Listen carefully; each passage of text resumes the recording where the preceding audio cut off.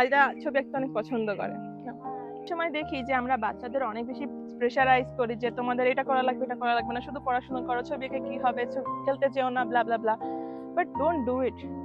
বাচ্চাদের মানসিক বিকাশ হইতে দেন, শুধু বাচ্চাদের না, সবারই।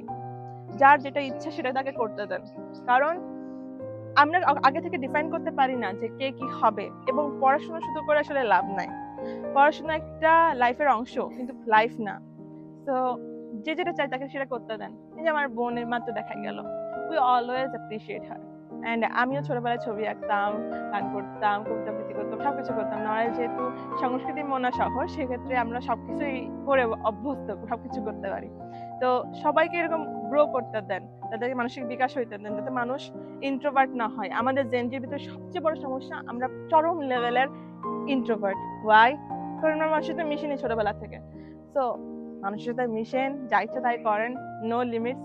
আমি ভার্সিটিতে উঠে টেবিল টেনিস খেলা শিখছি, তাও আবার কিছুদিন আগে, অ্যাজ আ হবি। যেখানে আমার খাওয়ার টাইম পাই না, সেখানে আমি হবিও প্র্যাকটিস করতেছি।